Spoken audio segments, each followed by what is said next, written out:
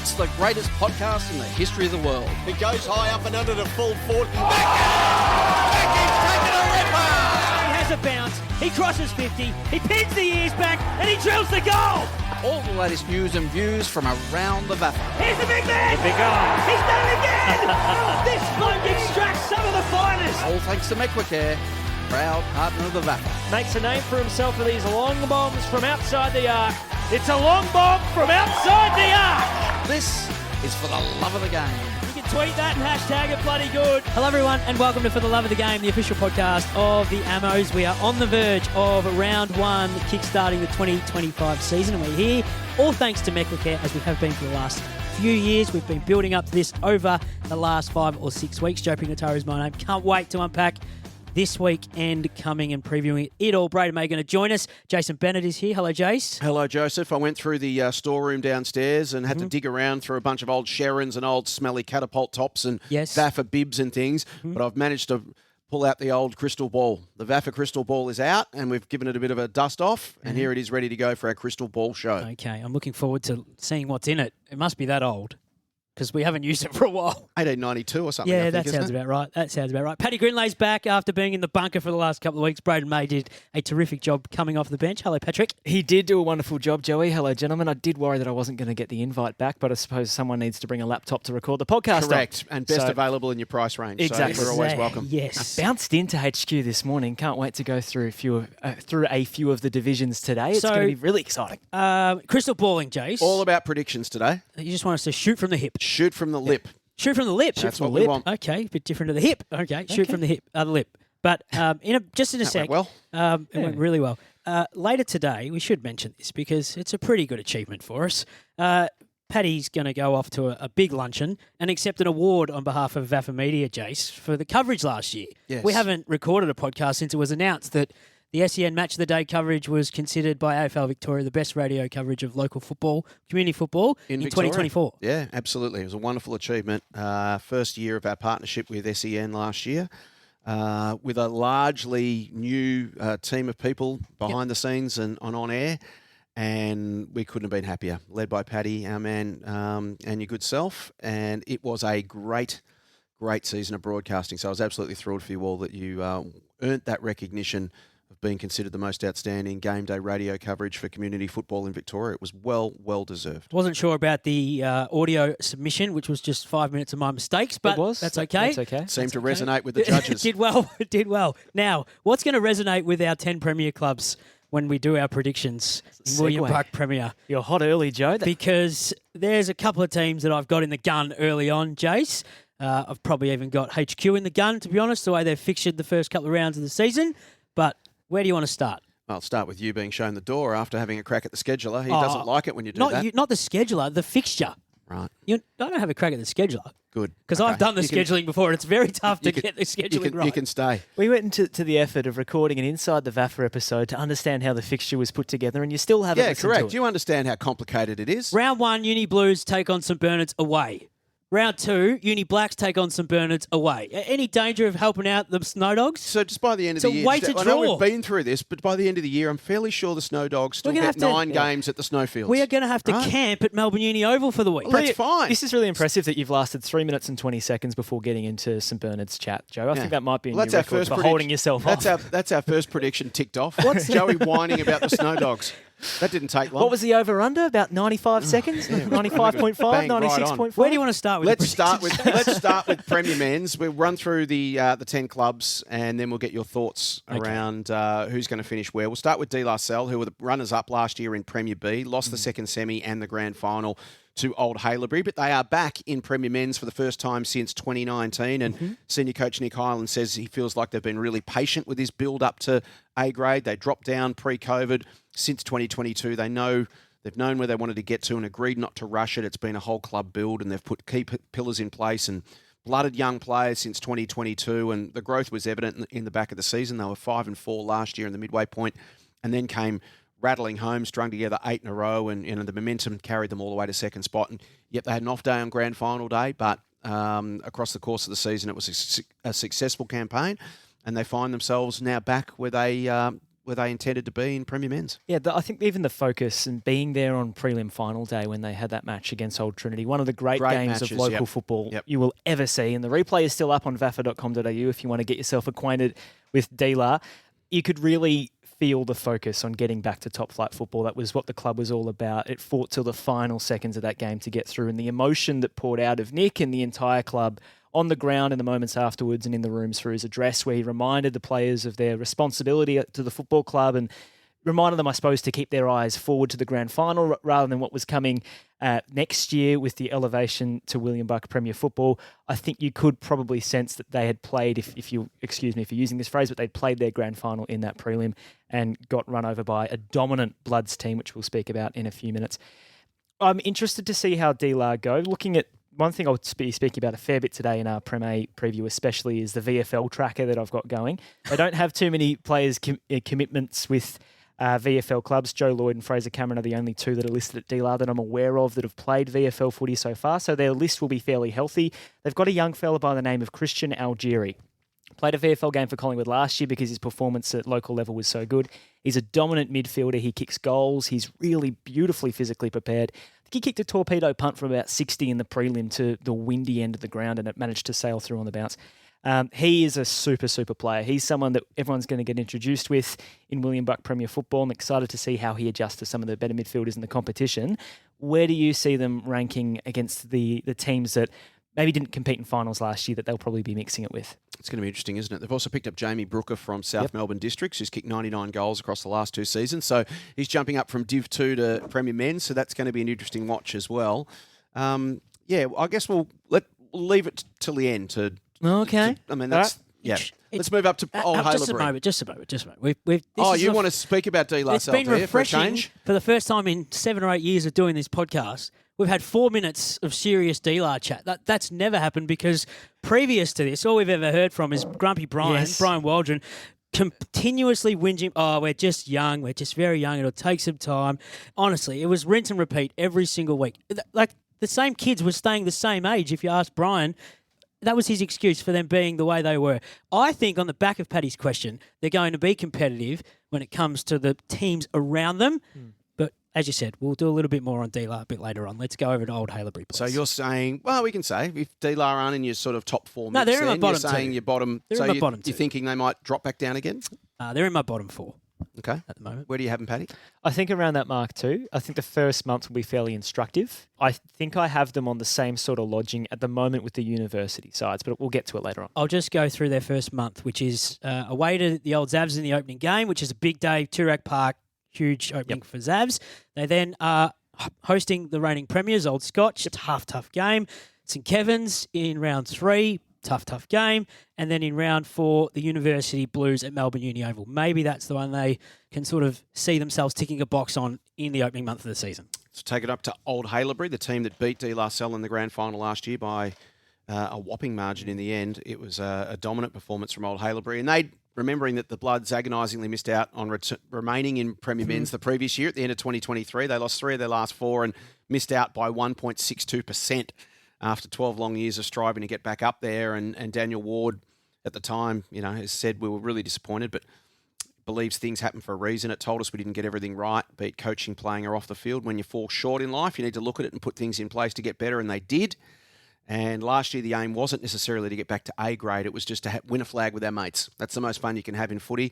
And they certainly had plenty of fun last year. They streeted the field and won the grand final by 94 points over Salle.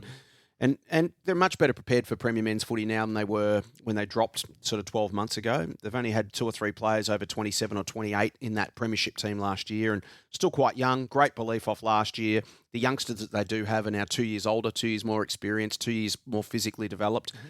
So they have a decent handle on, the roles they need to play and what they're good at. So he feels overall they're a much better group than they were 2 years ago when they won 6 games that season in Premier Men's to get relegated. So they were competitive and they beat 6 different teams that year as well. So they did. They had a very good back half of the season from memory. I know you did mention their last 3 or 4 games were losses, but their back 9 was significantly better than their front 9, purely on the basis of they hadn't been in A grade for a long time, maybe a decade. So they were finding 12 their years, feet. yeah, 12 years. And I think Wardy is a terrific coach and gets the absolute best out of that group. They were gracious in obviously winning the premiership the year before coming up. I don't think they expected to win it against a very dominant Uni Blacks team who had been thereabouts in Premier B for a few years. I think they're going to go really well. Yep. On the back of having the taste of 2023, the frustration of missing out, of staying up by 1 point, and then the momentum of winning the premiership so convincingly last year. I think they're going to have a very good season. Yeah, they lost 3 players after the grand final. Lockie Treverton's travelling overseas, but Jack Bell, who's an established VFL player, stepped straight in like for like, right? He was around the group last year, played a few games, trained a lot, could have thrown the toys out of the cot when he wasn't picked for the grand final. But instead, he's joining the club full-time. So he's doubling down, which is a great credit to him. Brody Steele's retired after a lot of shoulder injuries. He's having a Rico. He's been a fantastic player for them. James Magner also is retired. He's becoming an assistant coach, so he'll still be around the group. But Jace Morgan was in the 22 premiership team, travelled for cricket. He's back. Ned Conway was on North Melbourne's list. He's joining them full-time as a halfback wing. Ollie Hott and Josh Docking have both nominated. Old Haileybury as well, Lockie Gilliam from Warrigal. So, And what about our little man, Andreas Stefanakis? he's still around, depending again on how much VFL Jeez, footy he's he got some plays. big quads. I watched him in round 1 of the VFL. They're huge quads. Huge. He's played both games so far. Been quiet though. Interesting. No goals yet. You want us to tell Zane to drop him? No, I would not presume I'm to tell happy Zane to ring anything. Zane Littlejohn right now and say, can you drop Andreas for this weekend? I would love to see him at VAFA level a little bit this year, Andreas Stefanakis. He's another one. I mentioned Christian Algeri that we'll get to love if we get to see him at Premier Football level. He is a freak. Can they play finals? Or no. No. So in the middle 5th to Group of the- 7th. Yep. That's where I've got them to. Interesting in 2023, they won 6 games of footy. They won more games than St Bernard's, Fitzroy and Old Melburnians did last year in William Buck Premier. So I've got a big title on my Old Haileybury planner for this year, and it says unfinished business. I think they are back, and they're back for good. They will be wanting to stay up for as long as they possibly can, which is obviously in perpetuity. They are a super unit. They were super professional the way they went about the back end of the season. 2 losses to start the year, remember? And from that point onwards, 1 loss, 1 draw. Ran the table. They were unbelievable. He's got headlines for teams. I like What's your headline for Dealer? I'm not going there until the end. Oh, okay, right. I don't want to set you off again. Which leads us to the next team, a team who, in a sense, is almost 12 months ahead of where Old Haileybury are now, and that's St Bernard's, who dominated Premier B in 2023, had that super undefeated year, stepped up to Premier Men's last season, finished in 8th spot, 5 and 13. But by the end of the season, there was great scope, I think, for optimism. They managed to overcome crippling injuries, force them to blood new players. They rose to the challenge, helped them survive in the top flight. And Coach Steve Alessio, if you talk to him, he's genuinely excited by the young group he's got at his disposal. There's a lot of ex-schoolmates hungry to prove themselves. They grew enormously last season, and they enter this new campaign streets ahead of where they were 12 months ago. Before you get into it, Joey, because I know you've got an absolute I don't have novel a next year. thesis. I don't have a thesis on it, but I think the benefit for the Snow Dogs is how close they came to dropping back down. We were there that day when they got beaten by the Old Melburnians, and it all came down to that Fitzroy Collegians game. Fitzroy up by 7 goals. Collegians end up coming over the top to win that game. St Bernard stay in top flight football. I think because of that and the cage being rattled a little bit, they look to me like a team that's really consolidated over the off-season. Some big additions that we can talk through. Matthew Watson's one of those out of Pascavale, if I remember correctly. That's right, 130 goals in his last 3 years, former Carlton player. So they just seem to have they've got a great core group of players that I'm really excited about, and they're just adding, I think, the cream on top a little bit. I see them pushing up from that 8th position. And Matthew Watson particularly important, Joey, because if there was one weakness last year, they were in a lot of games. 7 of the 13 losses St Bernard's had were by 3 goals or less. And the difference, the thing they didn't have was a couple of big, strong key forwards that you could just get it down to. And Matthew Watson is that. He'll line up alongside Eden Sibold, who's a very different style of player. Eden's the more mobile type. Matthew Watson's your more bear in the square or big, bustling, strong gorilla type. The two of those complementary, if they can work that out, that could just be that extra missing piece that takes some of those close losses and turns them into wins. yeah, it's hard to disagree with that as a St Bernard's person. That is nice to know that there are 2 focal points in the forward line. Do not forget 12 months on for Matthew Soro, who's now become the number 1 ruckman at the footy club and doing a terrific job. Of course, competing against the likes of Jack Bell in this section is going to be tough for him, but he has a crack week in, week out. You mentioned Matt Watson. Now, there is another bloke who they broke the glass in case of emergency last year. He's back again. Tom Sullivan is the best player that we've seen in William Buck Premier in the last decade. There is no question about that. And it's not a biased thing, even though people will safely assume that he's an old teammate of mine. I've never seen a bloke who is literally the same height as me have an impact on a game the way that Tom Sullivan does. Oh, so it's a height bias thing, is it? It's a height bias thing, yes. Him and I are very similar players. If you see Tom Sullivan play, you think, geez, that looks like Joey Picataro. What impact does he have on a game? Seriously, he can get the ball out of the middle and he can use it every single time. His speed is extraordinary. He must be 31, 32, so he's not like over the hill. He had a few years away. He was dominant in 2015, their premiership year in A grade. It's tough to match up on a little bloke who's that fast. He's also strong in the core and through the contest. Like, he doesn't take a backward step. So this little inclusion is just as big as the Matthew Watson down the forward line. I've got two things that I'm looking at for the Snow Dogs this year. They were the only team to not win an away game in 2024, 0-9 on the road. They were the fifth highest scoring team in William Buck Premier, but they conceded the most points. The defence. That's the one area I'd like to see them tighten up significantly this year. And I've mentioned this many times on this podcast. Anthony Rock was the coach of Tom Sullivan in 2015, and his whole theory was 60 points against. That's one metric and 90 points for. If they're the two metrics we're going to look at this year, we're going all right. I'm not interested in centre clearance numbers inside 50s. 90 points for us, 60 points for them. We're going to win, obviously, every game that we go into. The away stuff's interesting because as fun as it is to say they're away the first 2 weeks, they're away 3 of the first 4 games. And I think Collegians might be the round 4 game. The early game is at home against Brighton. If they can win 2 of those 4 games away from home, awesome for the footy club. So Blues away and Blacks away to start, then they host Old Brighton, and then they're out to the Harry Trott for Collegians. And don't forget that they've had a very good record against the University Blues. They do. That was an excellent game last year, I think, from memory. They're very match high up scoring. very well against Uni Blues. Where have you got them, Paddy? I think in that 5 to 7 mix for me, though I think they seem like a team that could punch into the top 4. I just think the top 4 is very hard to get into this year, which I'll explain why later on. It's going to be really stacked. Biggest riser, they'll win the flag. There you go. Come on. I could have told you that before we started recording. They'll win the flag. I'll just tick but off, if you want me to I'll be tick serious, off my sure thing. There you go. If you want me to be serious for a moment, I think they are a 5th to 7th team. Yep. And if they finish 7th, it would be a 7th, hopefully winning 8 or 9 games. Somehow the top 6 is stacked and we're fighting it out for percentage. Next team is University Blacks, who finished 7th last year, 7-11. It's their 3rd season back in William Buck Premier Men's, and they need to get away. Speaking of good starts, they've got to get away to a better start than the last 2 years. In both 23 and 24, they dug a hole for themselves, but managed to climb out with some sparkling late season form to avoid relegation. In 23, they were 2-7 at the midway point, and then rattled home and won 6 of their last 9. Last year, they looked to be in real trouble. 5 straight losses. They were second last at 3-10 with 5 weeks to play, but regrouped, won 4 of their last 5, and again avoided the hangman's noose.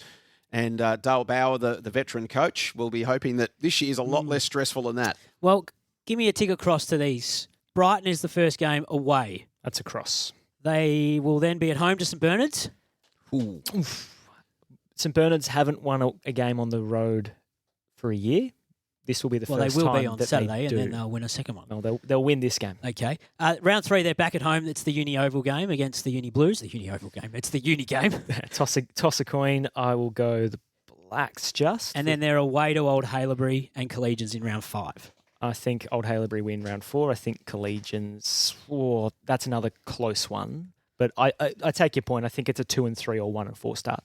So for them, they've got a host of new faces: Connor Byrne and Lockie O'Hara from Avondale Heights, Daniel Varden, Josh McDessie and Ben Matezic from ANU Griffins, Kane Loftus from St Mary's down at Geelong, Harvey Driscoll from North Ballarat, and Zach Darkus from St Kevin's, all joining the course. So they have had a good influx of new talent.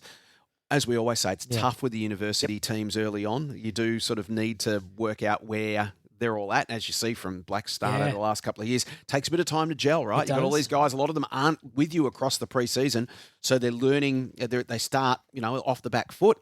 So for Blacks, that first sort of 6 weeks that we've just outlined there is going to be all important for them. So the 2 games that I look back on last year and think, well, if they hadn't have won these games, they probably were going down to Premier B. They beat the old Xaverians at Toorak Park, and then the week after they took care of business against St Kevin's at Uni Oval. They don't get those 2 wins, and they would have come into both those games, you'd think, underdogs. They're playing Premier B football this year. They can't get into that position again, but as you just mentioned, Jace, was strange last year. I thought that the Blues started the year so hot and faded away so drastically. The Blacks did the opposite. Yeah. Well, they did the same in Same the the previous year year. Exactly. Yeah. So that seems to be the routine. And I think because it's happened now for a couple of years, they'll be aware of this. We're not going to have a line of sight in the Blacks, I think, for the first fortnight of the season. Because the names you've just read out, are going to take a little while to settle into the way the team works. Louis Vesio, I really love him as a footballer. He's just a tough inside guy. He'll go his hardest all day. And the other one that you should watch out for, and I've spoken about him on this podcast before, but for first-time listeners or new listeners, Away Macking.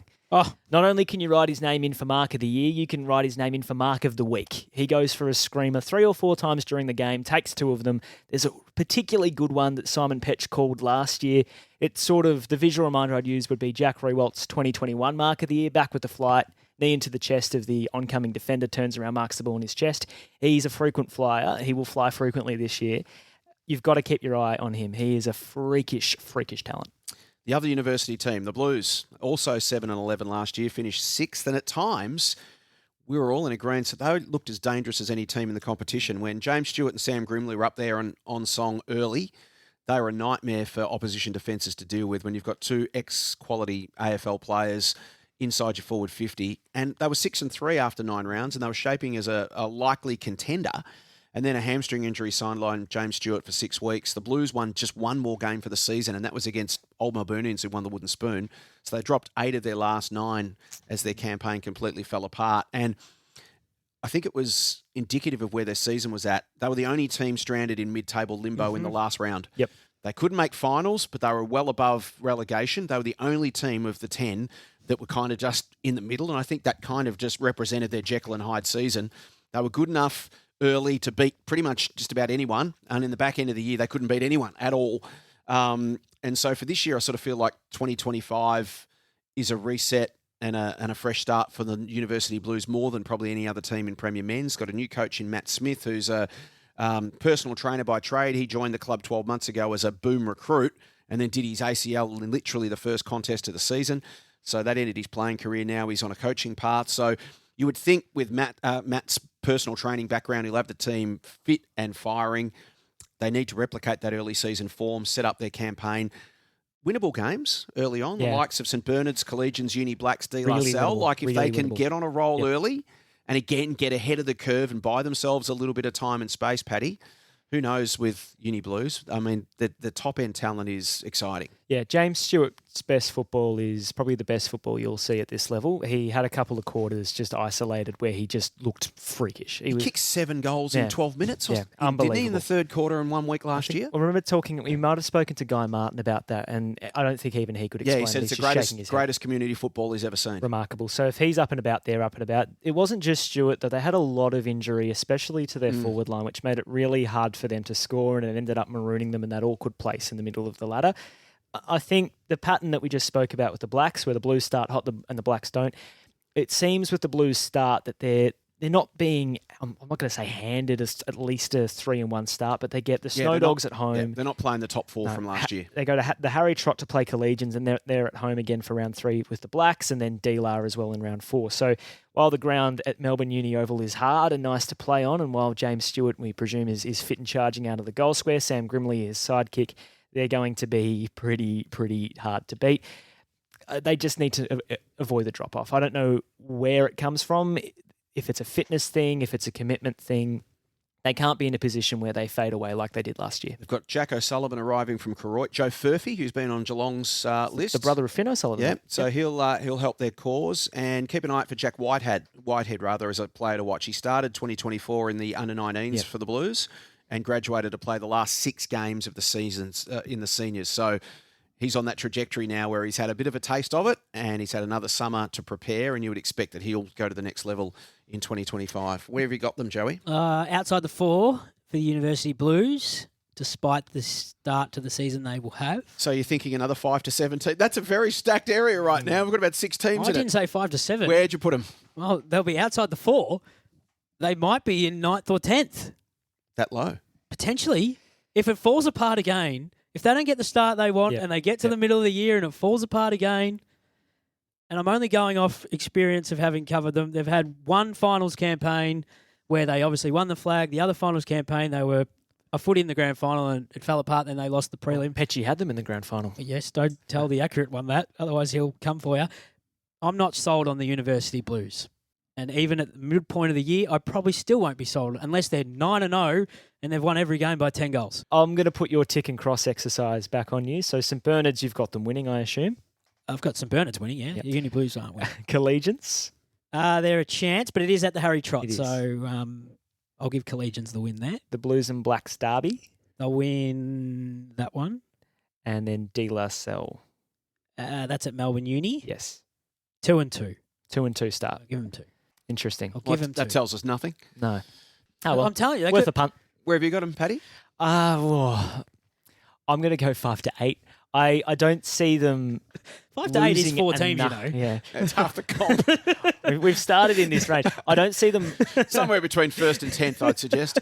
I don't see them losing enough games to go into the relegation zone. When we consider that's about, you're looking at 5 to 6 wins, you want to get over the top of there. I see them as a 7 to 8 win team.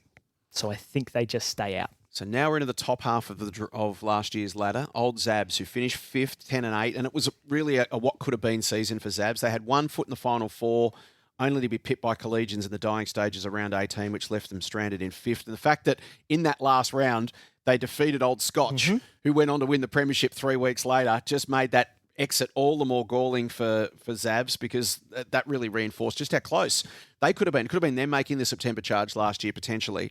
Consistency was their biggest challenge last year. The gap between their best and their worst will be something that Dan Donati will be keen to narrow in his second year at the helm. Depth always a strength. They've got unbelievable player numbers. This year they'll have 2 under-19s teams, 5 thirds teams alongside their Premier Men's seniors and reserves. So we know they've got just a pipeline of talent coming through. And at the top end, Campbell Lane returns from Collingwood's VFL program to commit full-time. Will Golds, who's another ex-AFL regular, returns from Kyabram after a few years away. And here's one to keep an eye on for Tunwatch. Tunwatch? Oh, Tunwatch. Harry Wharf from Omeo Benambra.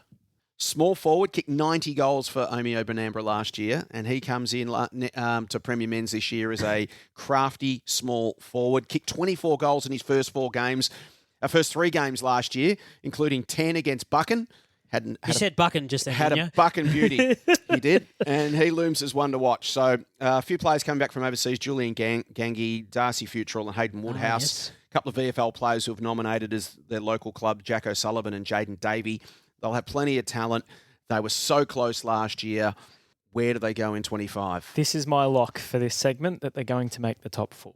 I'm very confident in the Zavs for 2025. Joey, you're laughing at me. No, because I've got them in the 4 as well. There we go. They've got an Glad aura, I got him they've got early. an aura back about them, but old mate's not kicking 90 goals for old Zavs Wolfie? this year. Wolfie's not kicking 90.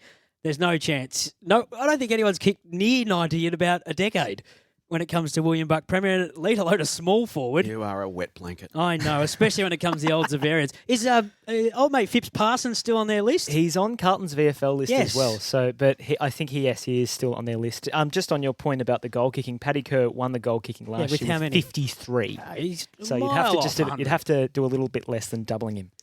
But I think they're in the top 4. I think they've got some form of aura back, albeit a minimal one. It's still been a long time since they've won a premiership. The drought continues out there at Toorak Park, but we've talked about this a couple of times already. The facilities are going to be absolutely world-class. They open the season with D-Lar. They have the opportunity to get off to a very, very strong start, which will hold them in good stead. The one thing, and you referenced it as part of that spiel, Jace, if they can close the gap between Zav's very best, which is top-tier football, and their very worst, which is sometimes bottom to A-grade football, if they can close that, they'll be tough to beat this year. Great start to the year for us to watch the Zavs. D-Lar at Toorak Park. Then they go to the TH King for St Kevin's. Yeah, then they cracking. host the Bloods, Old Haileybury at Toorak Park. Then they go back to Camberwell and rematch with Old Scotch after that. I'm a finish chance last to year. give them 4-0. 4-0. I'm a chance to Wow. give them 4-0. And the way that they start seasons, that they don't have any fear of St Kevin's. They've got a great rivalry with them.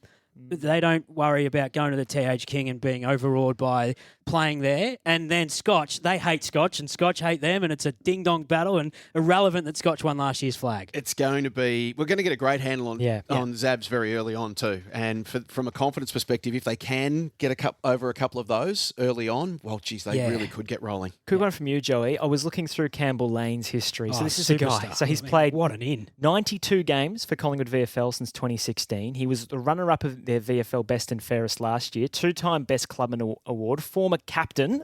He only played the 4 games for Zavs last year. He's only played 31. Yeah. What can we expect from him? Well, the times I've seen him play for Zavs, he's been across the halfback flank. Yeah, which is where he played most of his footy at Collingwood. But I reckon almost he wonder can play whether Dan goes, you know what, let's put your magnet in the middle and just go for broke. I reckon he can play, at this level, he can play anywhere. Yeah. Well, they have Stavro and Fisher in there already. That's right. Go again. Go again. I wouldn't... I know we're playing about local balance. football. I would not worry about if I'm Campbell Lane, Jason, you're... from Brad Pitt? Brad Pitt, okay. He doesn't play in the midfield for St Kevin's. Okay, I was just going like for like, sorry. Lukey Winter is where I was going. Cammy Hodges. I understand Luke Winter's quite a tough head over the footy player, so he's not really like for like me. But I would suggest, don't even bother trying to shut down Luke. Just go win the footy. Yep. Shake hands and say to Luke, I'll see you at the end. Don't worry about trying to play a lockdown midfield role. If you've got Campbell Lane in there with Marcus Stavru and Fisher, Sam Fisher, just go for broke. Yep. And if you've got to change, then he can go to the halfback flank and play shutdown. And Dan Hanbury and Dennis Simeopoulos, maybe.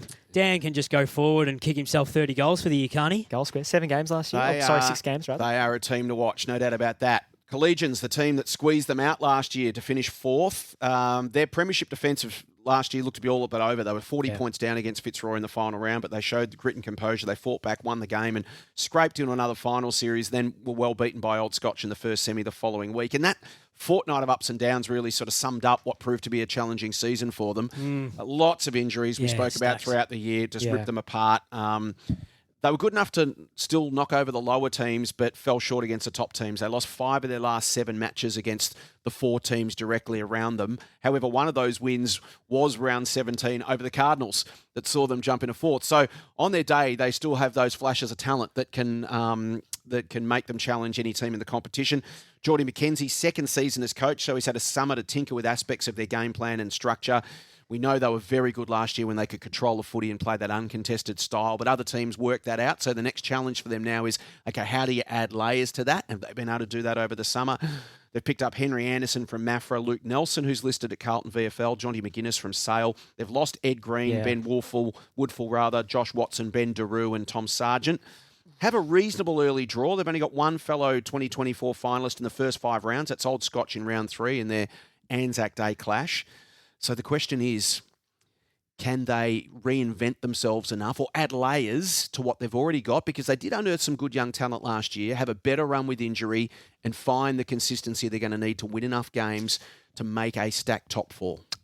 I'd like to see them try. I don't think they will. The area of concern for mine, when the games that they lost last year, I've just brought it up here, the last 4... Sorry, they lost 5 in the back half of the season. 4 of those were by 6 goals or more. Like they were convincingly beaten. We did the game at the school at the college, in the pouring rain against St Kevin's, and they were just blown off the park. I know that day they experienced a couple more significant injuries. I don't know if the young players are ready to. I think that those young players are now 12 months away from being ready to step up into playing consistent senior football to the level Collegians expect. I don't think they're in the bottom 2. Given where they were in 2023 by dominating a premiership, hanging around in 4th and 5th last year. I just don't have them in the 4, and I'm not sure that the players that they're bringing in are going to be enough to replace the players they're losing. Yeah, I think especially up front, Ed Green, Ben Woodfull, Ben Daru, those are guys who you can rely on to kick the ball to. Let's not forget, there was a couple of serious long-term injuries last year who have not played. Like I think Matty Warren might have done his knee, who was one of the star fullbacks. Like he's coming off 18 months away from the game. It's going to take him a little bit of time if he's to play at full back again against some of the bigger bodies in the comp. Yeah, big to Bear feel Mayhood confident as well. in himself. Barry Mayhood had that serious ankle injury.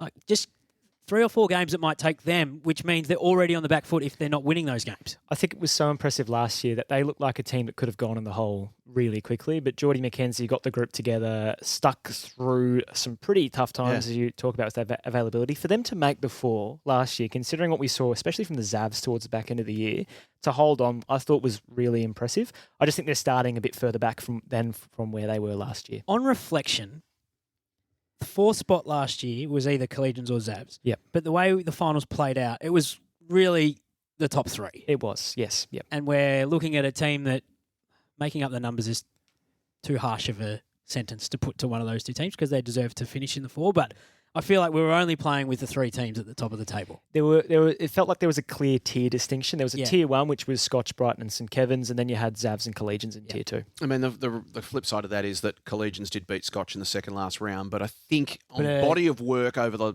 2 months leading into it, you would have thought Zabs probably would have given the others a bit more of a shake than Collegians did. Collegians did a super job to get there, but they kind of just got there and spent all their tickets the week just getting there. before they beat Scotch, Brighton touched them up. Yeah.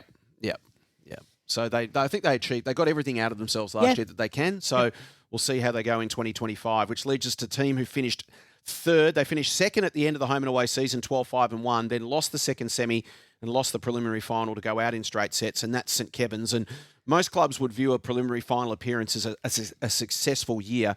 But for St Kevin's, it was probably even more than that. It was a testament to their resilience and their mental toughness after they lost Michael Pisker, who's such a popular player and such an important player around the club, to that horrific on-field collision that cost him his right eye in round 12. And that really rocked the club to its core, understandably. And the rest of the season proved to be a struggle for them. They were 10-2 at that point after round 12, and then just won 2 of their last 8, albeit 3 of those by single-digit margins. It could have gone either way, including that incredible second semi-final against the Tunners. And if they had have won that, would have taken them to a 6th straight grand final, which is unbelievable. It wasn't to be, but 2025 brings a fresh start for these guys who are just there and thereabouts every year. They're stacked with elite talent still. They're bolstered by the arrival of Jack Marnie from North Melbourne's VFL program, very good player, along with fellow VFL talents Anthony Seaton, who's now committing full-time, Vince Adushi, who's played a lot of VFL footy at Box Hill, Sam Barnett, who's back after playing in Scobb's 2018 flag. Noah Walsh has come down from Sandhurst in the Bendigo League, along with Tom Ferguson, who captained the school team in 2022. They've always been a tight group. They'll be even tighter potentially after enduring the adversity of last year. History suggests they'll be there and thereabouts. What do you think? I am really interested in St Kevin's. One thing I've got my eye on is how they set up defensively, because they've had a couple of big retirements. Nick Singh and Lockie Faruja have gone out of that defensive unit. So I anticipate, and I get the feeling that they're going to go for a different approach down back. And Joey, you'd know that they love to move the ball methodically. They like to kick through webs, rely on their best users. A few times, like late last year especially, that game against the University Blacks, chief among them, got them in a bit of trouble with the way they were using the footy. So I think they will adjust a little bit this year. Some really exciting young players. I'm really interested in Tom Ferguson, one of the names you read out. He was a guy who went up on a scholarship to Bond University to do a Bachelor of Business. He's come back. He had 32 games, 38 goals for the Bond University Bull Sharks in the QFA over 2 years in 2023 and 2024. I've done my research. He's returned to Melbourne. He's on the Richmond VFL list, one of the few there's St. your research. Kevin, You just gave St. it up. Kevin's players. But the other one that I'm really into, and I'll talk about him a little bit more later on, is George Delamitru, who was the captain of their under-19s team last year. Friend of the podcast. Yes, came on, George. Spoke superbly. 11 games and 14 goals, 7 bests in the under-19s last year, but he also got 8 games in the seniors. I think he's a guy who will adjust really quickly to senior footy. In fact, I reckon he's my young player to watch in 2025. Throw in Elliot Marnie as well, another good young talent. They've got some good quality players coming through. Where have you got them, Joey? Top 2, top 3 again. They are the consistent performer. Well, we'll find out soon enough. 3 of their first 4 against fellow 2024 finalists. Old Scotch round 1, Collegians round 3, Old Brighton round 4. So in the first month, you're going to get a handle straight away on where they sit. Oh, yeah. And just going off the back of last year, and I imagine a significant portion, if you were to somehow put it on a graph of some sort, the percentage of how the season tailed away, largely due to what happened with Michael Pisker. 1 win from their last 6 games, I think it was, and the win was against St Bernard's, but they lost to Blacks, they lost to Scotch a couple of times, they lost to Brighton a couple of times. The one thing, and I said this the very first episode we did this year, if I can implore Anthony Lynch to do anything with his team, it's to score more. because they've got such great firepower forward of the football. They've got such a rock-solid defence, the team defence. I know there are a couple of big outs that you mentioned, Nick Singh, one of those, but Anthony Seaton comes back in, he plays at half-back. He's a captain of a VFL team, or was. Yep. He's just become a natural leader down there, along with Sam Critchley. Like, they are rock-solid in defence, and it's not going to change. And if any club thinks, well, maybe we can expose St Kevin's defence, forget it. It's not happening. But if they can score more, then they make it even tougher to go and knock them off, especially at the TH King Oval and then anywhere else they have to play. Yeah, I think, and that's my theory as well, the defensive unit is always so strong, but because it has gotten a little bit smaller, I think it gives rise to quicker ball movement, which will help the likes of Paddy Kerr and Angus Hart up front. I'm really, really into the Saints this year. I think they're going to be the team to beat in 2025, driven by the guys that they've added who are more mature and their younger players coming through. Which leads us Did you get that? Team to beat. Yeah, I've got it. Old Brighton finished first last year, minor premiers, 16-2. Won the second semi-final, then lost the grand final. They were the pace seeders all year. They were 3.5 games clear on top. Easy to forget that. 3.5 games clear on top at the end of the season. And Marcel Bruin, said, well, ultimately, if you smell the roses, we won 17 of our 20 games, so it was an incredibly successful season. Okay, we didn't get the job done on grand final day, but there were a lot of positives. They were underdone in their key backs. The key forwards of Old Scotch got hold of them. And they were undersized in the ruck with Sam Flockhart as well. They got them there, so they've addressed those areas. They brought in Darcy Gilbert, who played the first half of 2024 before getting injured at work. He'll come into the key defensive role. Sam's older brother, Felix, will be back to boost the ruck stocks. So there's two key needs filled. They've got Luca McNabb and Jamie Hope, both there full-time. They've lost Nick Pavlou, who's relocated to Sydney for work. He's a big loss. Tom Howard, who played 9 senior games last season. And VFL recruiters know just how talented they are. Yep. 10 players signed to VFL lists in 2025. Including the Anytime Fitness Rising Star of last year, Joey Campeely and Sam Flockhart. But they've got established depth. They've got promising youngsters. Their under-19 Premier team won the flag last year. They'll begin the new campaign as premiership favourites in the eyes of many, and they'll have a few early banana peels to avoid. Uni Blacks, Old Haileybury, St Bernard's, and then a huge month, St Kevin's, Old Scotch, Old Zabs, and Collegians from rounds 4 to 7. So those first few weeks... then set up a monster month. Wow. Where do Old Brighton sit in your eyes? Oh, I want to wait till round 7 on Old Brighton after hearing that. I think they'd be on the first line of bookmakers' charts. Shouldn't say betting, should I? Bookmakers' charts, though, when it comes to Old Brighton. So I think they'd be there about to gain. Don't forget, Harry Hill wasn't in the grand final team, wasn't in the final series because of the unfortunate concussion that he experienced. So... you've got to add the captain back in to a team that ended up having more scoring shots than Old Scotch on grand final day. And I think for the best part of 3 quarters, they were thereabouts. They were. And then it just got blown away. All got too much for them. So, they've got every reason to be on the top line. And I've got every reason to expect the same out of them because 9 games at Brighton Beach Oval is a significant tick. It's similar to Geelong having 9 games at GMHBA Stadium. You pencil in 7 or 8 of them, and then you've just got to go and find 5 or 6 elsewhere. And I think their good and bad is still good enough to beat the bottom 4 or 5 teams in A grade. Yeah, I'd agree with that. I think the thing I get interested in with Old Brighton is up front. Now that Joey Campeely has the Sandringham commitment, I was wondering how much he'd play the Rising Star. He's played the first 2 games of the season, 12 disposals, 8 marks at a goal against Geelong, 14 disposals, 4 marks against Richmond. Those numbers and St Kilda's injury list at the moment indicate to me I think that he'll get a fair bit of exposure at VFL level this year. Will Lewis is another guy who can play at either end of the ground at Old Brighton, who's currently playing for the Footscray rather in the VFL. So up front's the interesting thing for me. Jamie Hope's a gun. He was outstanding on grand final day, just struggled with conversion. Sam Collins is another one, the Tasmanian, who looks really good forward of the footy. The question for me is, can they kick a winning score away from Brighton Beach Oval? They'll have no problem choking teams out on their own home deck. It's when they travel that I'm really interested in how they respond.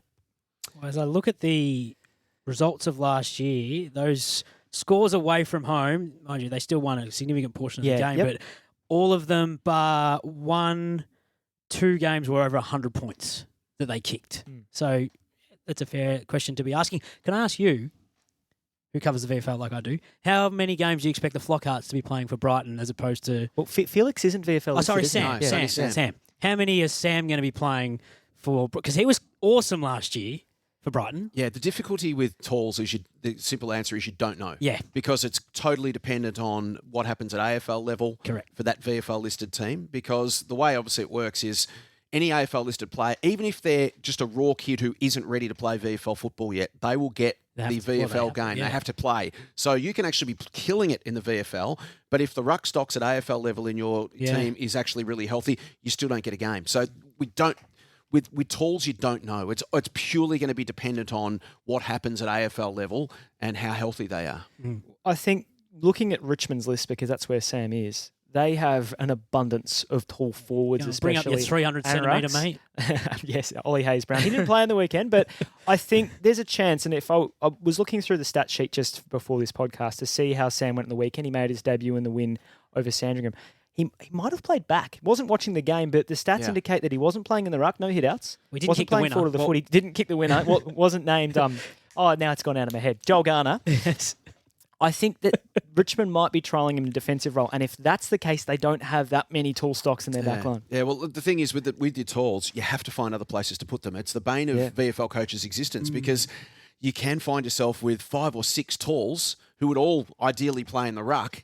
You can't play them all in the ruck, but you have to play them. Yeah. That's the rule. They have to be played. So you do start putting blokes in other spots, which is actually great for their development anyway. Wonderful. Because if you're at a club where you have a very established AFL ruckman, you're not taking his spot.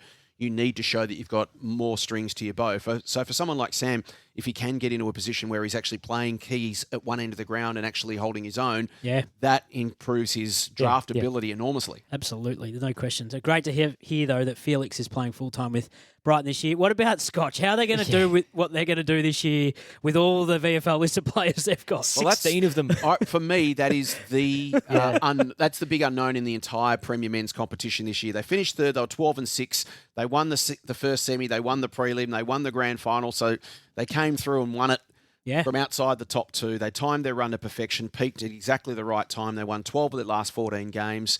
Their connection, their depth, that high possession game was just too much for the competition to handle. But as you said, VFL recruiters went, gee, there's some good players at this old Scotch team. And they went out and signed 15 of them, including Tyler Sellers, the gun forward who comes back to the club after a stint at North Melbourne's AFL list. So it's a bit of a double-edged sword of VFL selection. And certainly it's the biggest unknown in Premier Men's this year because so much responsibility will fall onto the next tier if most of those top-line players find themselves playing VFL on any given weekend. And fortunately, they do have enviable depth, though. You consider that all-conquering premiership lineup last year didn't have Aidan Frenetic, Isaac Conway, Brodie Easton, Connor Goodison. They'll all be hungry for a taste of success.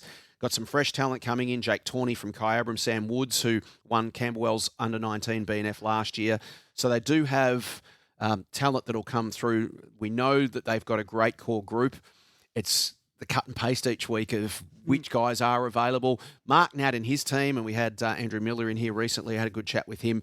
They see the VFL side of things as a positive. They love it. They say, hey, this is making our overall club better. It's making us more of a destination. It's helping develop our players so when they do come back, they're even better than when they left. And they will see that as a challenge that will keep them hungry this year. Yep. They've got to add Mackenzie Allen in too, who missed. So he's going to be out at the moment. He's up in Sydney. In Manly? Is he? Yep. What's he doing there? Work, I presume. Oh, He's Mackenzie. How playing did up you in agree AFL to have a Sydney. job interstate? So he may or may not be back. So he's another one that's kind of in the mix. So Just keeping that quiet. gonna Sorry, be, the Big Mac. It's going to be interesting, isn't it? How are they going to keep Ollie Barter in that team and Angus Simons? Well, Ollie Barter started the year in the VFL, he's so maybe that won't be an issue. Yeah, so celebrate too. that's the big X factor. It's so difficult to put your predictions in on where Old Scotch are because if they have all those players available, good luck. But depending on how many you lose, and not only how many, but who you lose. They've got 4 or 5 gun tall forwards, but on any given week, they might have none of them. Yep, they might. Right. Last year, 6 games they lost, 5 of them by 9 points or less. So the gap for them was really small. The biggest loss of the year was to Brighton at Brighton Beach Oval by 4 goals. That was the early game in the season. Yeah, It was about round 3 or 4. They were really They understocked got that day. blown away that day. Yep. Really. Now, you've mentioned a handful of names. Fantastic. If they're running short on talls, you know what they're going to do. They just put the big man, Big Will Clark, the big pig, in the goal square. The extractor. Tell you what, I saw Will Clark. Can he take the piss? I saw Will Clark at the London Tavern a couple of weeks ago. He looks in really good nick. So there He you looks go. unbelievable. There you go. Was he on the carb-free beers? Absolutely. Well, there's he zeros. was primed. Really good fella, He Will was on the Clark. carb-free waters. That's The how carb-free waters. how He good a shape is- he's in. Oh, he could be anything. Yeah, He could seriously be anything. Is he your favourite player in Premier Men's? would have to be. Oh, Harry Hill. Oh, Sorry, I'll true. wash my mouth out. Oh, yeah. I remember the candlelit Oh, podcast has he last gone year. past Harry? No, he hasn't gone Hang past on, Harry. I'm seeing a little hesitation I'm on thinking your about face. There was a murmur. I'm trying to work There was out. a flicker. Trying to work out who's on the podium and whether the Pigs moved his way into the. That might Because have to there's be a another whole podcast. St Bernard's team that is in William Buck Premier that would be ahead of anyone from Scotch. Wow, Joseph. But the Pig's closing. He's Is also the- got the is the same nickname romance as me. over? No, he's got the same nickname as I. Barry Mayhood and I share a birthday, so yes. there's a couple of other players. Harry Hill's just an out-and-out star. I have his final quarter in front of me from the What, his numbers? the game against St Kevin's where they won their way through to the grand final. This is his last quarter. You This put is that- Will Clark we're talking about? Yeah, Will You Clark. put his last quarter on Instagram for us, the vision. I'll send it to you. 9 disposals, 5 marks, 3 of those inside 50s, 3 goal assists, 2 goals. They kicked 7 in that quarter. He was directly involved actually would have in kicked 5 of them. 3 goals, And- but Ryan Valentine kicked the goal on the goal line. Yeah, And Cooper stopped Lane them from kicked 4 in that flowing one as well. through. I reckon, the story with the Talls is going to be it for Scotch because previously Ryan Valentine's been playing for Casey. He's now at Coburg, yep. and he started the year in their one. So we Ty anticipate Sellers at Essendon. Ty Sellers at Essendon. They've got a bye in round 3 for VFL, so round 1 of the VAFA. So maybe we see Ty Sellers for the Didn't first James game of the Tarrant play season. them again? James Tarrant kicked 3 goals for North Melbourne on the Yeah. weekend. And that's the other factor to consider when we talk about AFL listed players and talls. If you're playing at a standalone like Coburg, if Ryan Valentine's playing good footy, he's playing every week. Yeah, he is. Yep. Right? That's the difference. They don't have AFL players to come back to squeeze him out of that team. Yep. So if you look at guys who are playing at standalone VFL clubs, if they're playing well enough, you're not seeing them at the VAFA. No, and they've also got Reece Galvin's also at Coburg with Hugo Brommel, and I don't reckon we saw Hugo at all maybe in the VAFA season last year. Ollie Barter and Jack Polkinghorn are at Carlton. Tom Farrer's at Box Hill. He was the Scotch APS under-18s captain last year, if my memory serves me correctly. We might be seeing a fair bit of him at VAFA level. He's an exciting young player. But there's a list of 16 names in front of me that have got VFL commitments, which will be a very interesting juggle as the year continues. All right, boys, time to put it on the line. Pull out the crystal ball. Your team to beat. Who wins the flag, Joe? St Bernard's. St Kevin's. Who makes the top 4? No order. St Bernard's, St Kevin's, Old Scotch, Old Xaverians. So just for the So no Brighton. just for the exercise, just for the sake of it, let's just assume St Kevin's don't make the top 4. St Kevin's Bernard's don't or make- St. St Bernard's rather don't make the top 4. Who would be your next best 4? So you want And who my would be 5 and everyone else's and 4? who would be your next most likely to win the flag? So you want everyone else's 4 but my 5. Old Brighton. Oh, Brighton wins the flag. Assuming Brighton you want a steps St in. Bernard's outfield, Old Brighton step into the 4. So Old Brighton, And I'm- Zabs, Scotch, and St Kevin's. St Kevin's make the 4, and Old Brighton win it. No, my grand final will be St Kevin's and Zavs, and I'll pick Zavs. Okay. This is with a St Bernard's outfield, by the way. Yeah. So with the St Bernard's out, we have the same top 4. You had St Bernard's in, did you? I did not have St Bernard's in. We have the same grand final, St Kevin's versus Oh, you got Zabs. different premier. Different premier. I have St Kevin's. So neither of last year's grand finalists make it again this year. No Old Brighton, no Old Scotch. I think from a Scotch perspective, it's only based on the VFL availability might become a bit long in the tooth by the end of the year. Young players to watch. Spoke about him earlier. George Delamere-True. Big story around him, I reckon. The under-19s captain, super in their losing grand final against Brighton. I believe he was actually named best on ground in a close loss and kicked 3 goals, had the opportunity for a 4th as well. Really talented half-forward midfielder.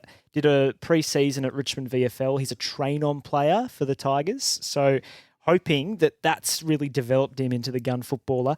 I need to follow this up because I know he's a very, very talented cricketer as well. I imagine, though, that the pre-season at the Tigers would have taken him away from cricket. I couldn't find any cricket stats anywhere. I went looking.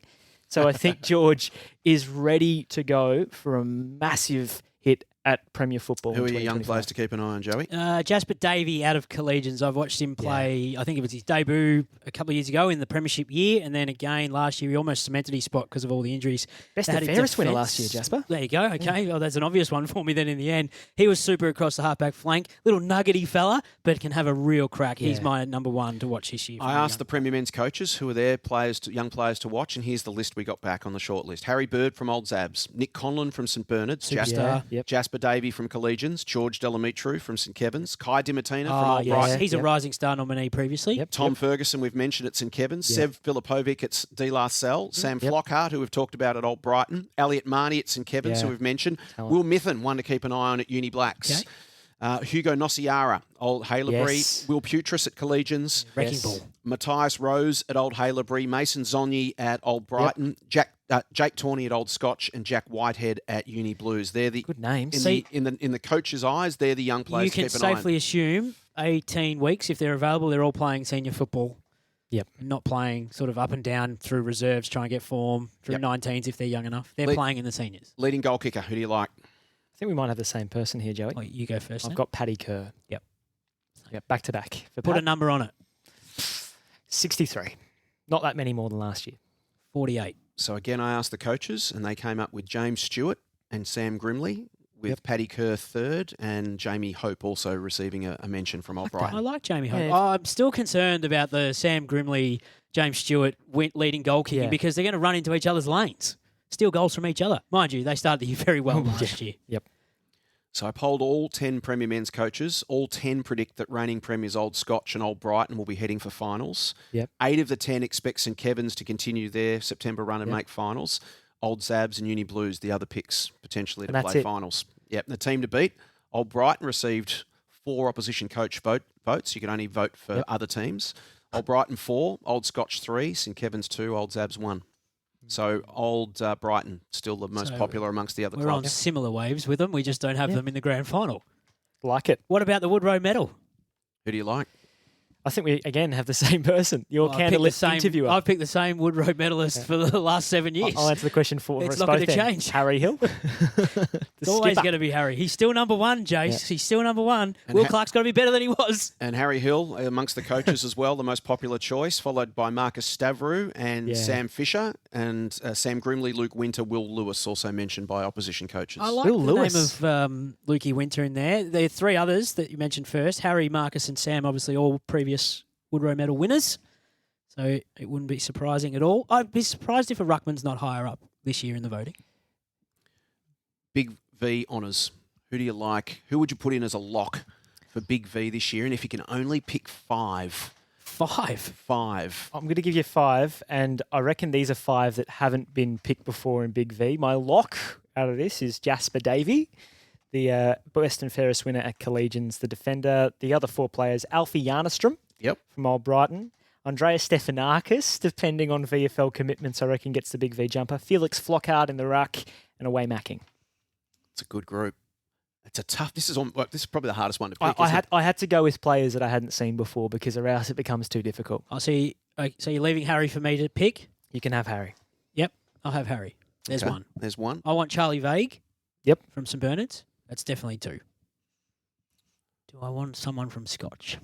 I want Charlie Cormack. Yep. From the halfback flank. Fantastic player. You want a big? I want Paddy Kerr from St Kevin's. Up front. Do you want the extractor?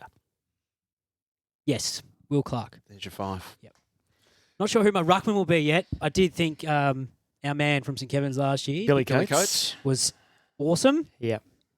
Can he do it again? Big congratulations to Billy, by the way, who brought up 200 games for Scob in the preliminary final. Yeah, that's a fantastic effort. He did. Nice. We're going to take a break. After that, Premier B, Premier C, Brayden May is going to join us to talk about the divisions. This is For the Love of the Game. Crystal Ball Show. Crystal Ball Show. We'll be back after this. Are you looking to grow your business? William Buck are more than just accountants and advisors who can develop strategic growth plans for your business. With over 125 years' experience, William Buck has expertise in navigating through challenging times and has been working closely with the VAFA community, creating positive change for individuals, businesses, and community organisations. William Buck's team of specialist advisors work collaboratively, providing you with 360 support. Schedule a complimentary consultation today by visiting williambuck.com. This is For the Love of the Game, the official podcast of the Ammo Stacked first hour, talking about William Buck Premier. Let's turn our attention to Premier B. Let's. Paddy Grinley's section, so the spotlight is on you Danger. in the Crystal Ball Show. I can't believe the Crystal Ball's still out. It's been out for an hour. It hasn't been out for 100 years. It's been out for an hour. What do you got for us, Premier B? Yes, so I think we spoke a little bit about tiers, or we mentioned them in the Premier A preview. I think the same is developing in Premier B. Developing. Yes, I think so. I think we've got 4 tiers for you. Well, 3 tiers, and there's a little split in tier 2. So There's 10 tiers. there's 10 tiers. There's only 10 teams. You got 4 tiers. tier 1. I have Old Ivanhoe, Old Trinity, and Fitzroy. As your top 3. Those are my top 3. Gold class standard. Gold class standard. I think those are the 3 teams that will be hardest to beat in 2025. Then at tier 2A, I have Old Geelong, I have Caulfield, I have Williamstown CYMS, and I have Old Carey. So you've got those 4 fighting for the last final spot. So we've got 7 teams done with 3. Yeah. He's got 2 tiers to go. Yeah, the others must be like a half tier. 2B, 2B, which is the bronze. Or not to be. That is the question. I've got Old Camberwell and the Old Melburnians, and tier 3 I have the Hampton Rovers. You've put Hampton in tier 3. Like The Peacock's got their own tier. You've put got their Hampton own in the tier. dog's breakfast tier. The only reason I've gone with that is because I have not seen them play in the flesh before. Hang on. I'll be really interested to see how they start their season. They reached the grand final. I think what will happen is that we'll see a little bit of a coming together of that last tier, the 2B and the 3. So there you go. Are you going to have tiers all year and they'll move up and down the We tiers? can do that. Tell you what, there's going to be tears when he goes Yeah, outside it's and gonna be sees the bloody more than Peacock. tears. I'm going straight back into hiding. No, You go through the other door. I do. I reckon. I think that sort of Camberwell, Old Melburnians, Hampton group will sort of squish together, and I do see a few teams sort of pushing up and graduating between, I think, the 4th to 7th and then the 8th to 10th range. I think that's all Going to very need close. a diagram. You know what else I think he's done here? He didn't tell anyone that he ended up at Darley a few weeks ago. I did end up at Darley. Watch Williamstown. Doing his homework. I think it was there on an invite. Con Terzoglu ordered the Uber to get out there for him, pick him up and put him down. Then Con said, look, just chuck us in a tier 2A.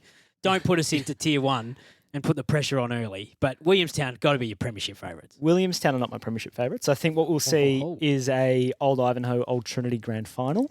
And I think I'm still tossing up between who would win that. This changes by the day. At the moment, I have Trinity winning that game. And I have Fitzroy and Caulfield rounding out the top 4. Interesting. Have you spoken to Sats in the last few weeks? No, I Yeah, haven't spoken. no. Oh, we will be hitting Sats up probably this week, I think, as we get started. But Caulfield's in's really exciting. Yeah. We've spoken about this in our Premier B preview. I'll point people to go listen to that, lest this podcast go on for 3 days. But they have really Saturday by loaded the up. time we're done. It's sort of similar to St Bernard's from last year in the way that they just escaped going down last year, Caulfield. They just got away with it. It ended up being Bone Morris, who were the team that probably you wouldn't have expected to head down to Premier C that got pushed down. Because of that, I think Caulfield have galvanised. Their ins are really compelling.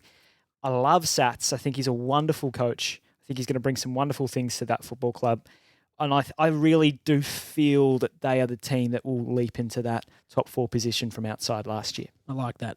as well as Old Ivanhoe. You still subscriber to the Premier B section being the tightest of all of our sections? Well, I think the fact that Paddy's got 68 tiers Yes. suggests that, Yeah, yes, for 10 teams, 68's pretty tough. Probably. Yeah, I think so. I mean, as we talked about when we previewed it last time, you look at the quality of the teams, Fitzroy and Old Melburnians, although interesting, you think Old Melburnians at the moment are in the bottom half of that group, but Fitzroy certainly in the top half. Old Carey feel like a team that are ready to be competitive at Premier B straight off the top. Hampton's a watch. We don't know exactly what to expect from Hampton, but and then there's so many good teams that were on the rise last year, and those teams that you talked about as being potential grand finalists. I mean, look at old Ivanhoe and their ex-AFL talent.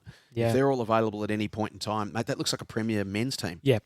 And I think that's where their goal is firmly set this year, is graduating from Premier B.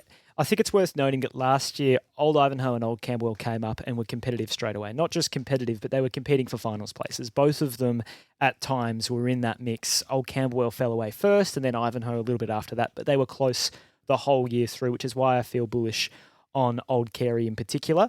I think Hampton certainly will be competitive, but I just think on what I've seen on physically and from these teams last year, I think that the difference between them, they'll probably will take a little bit to get used to, I think.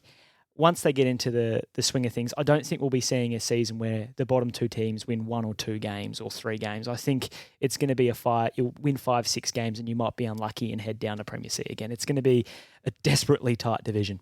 I'm looking forward to watching it unfold and just seeing how we go. Williamstown, the first couple of weeks are at home, which is handy start for them. Old Melburnians this week against Old Carey is a nice start, I reckon. It's a pretty good game as well. It's interesting to gauge both of them, actually. Fitzroy and Old Geelong. as well. We've got a That'll team be good. coming down and obviously a team that were thereabouts in the middle of the table. We'll get to our tips in just a moment. Let's talk Premier C. Yes, let's. There's some interesting teams in this section too. I'm really looking forward to Paran Yes. having the home ground finally after a couple of years in the wilderness. Won 14 straight on their way to winning Division 1's premiership last year. Yep, I'm fascinated to watch how Bo Morris and St Bede's both respond. Brindisi Street, of course, is a fortress when they're up and about, St Bede's, but when the wheels start to fall off, it falls off really quickly out there. Bo Morris, one of the strongest district clubs we have, so it's surprising that they're now in Premier C. Hopefully for their sake, I'll put them in the 4 and think there'll be a quick bounce. Parkdale really excite me. Yep. Owen Lawler out there, I think he's done a terrific job over the last couple of years. I've got some question marks, even though we spoke to him a couple of weeks ago, Bernie Dean, about Marcelin and just the players that they said they've brought in. There's a couple coming back from injury, may have had some slower pre-seasons.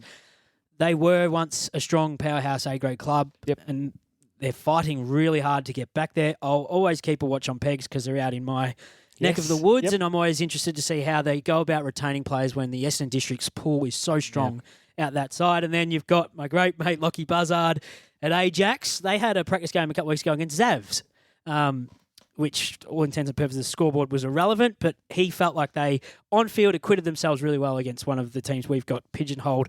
I'm worried about him personally, to be honest. I think he's out of his depth coaching, Lockie, but the team itself is ready to at least have a genuine crack this year, and we know how close they were in 2024, Jace, on a serious note, even though you're about to make some sort of comment. No, just Okay. a caveat that for anyone who's listening, Lockie and Joey are mates. He's not actually seriously saying that Lockie's not up to coaching Ajax. No, he's not. The board's going to sack him, I reckon, after Marcelin knock him off this week. But the team itself will go okay on the field. It's just in the coach's box, I'm not sure he's got much going on upstairs. Parkside, I really like. I think Parkside, we spoke about having momentum and coming up with a group that has risen through the ranks. Parkside certainly in that category as well. And I think they've had a really good, steady, solid build, and they've got their culture piece right. They've got their depth. They're picking up the best young kids out of their juniors and retaining them in their senior program. So Parkside, Pegs and Rob Kerr. Rob's a great football person, been around for a long time. He brings enormous experience. Really excited to see what Pegs can do. And then Glenira Old McKinnon, speaking of veterans who know what they're doing. Guy Martin, who's stepped out of University Blues. He's now in Premier C coaching Glenira Old McKinnon. You know he's going to do good things with that group. Absolutely he is. Your top 4, Joey, your grand final and your Premier. Who you got? Gee whiz. Currently, as it stands, Ajax are on top of the table, so that's a good result for Lockie. Alphabetically. Going into round 1. I'm not sure he's going to stay there, but hopefully for the 22 that are playing, they are. Good time to re-sign your contract. We've got him on top. I've got Bo Morris in my 4. Yep. I've got Parkside in my 4. I'm going to put Paran and Ajax in my 4. Paran. Yep. So you got 5 in your 4?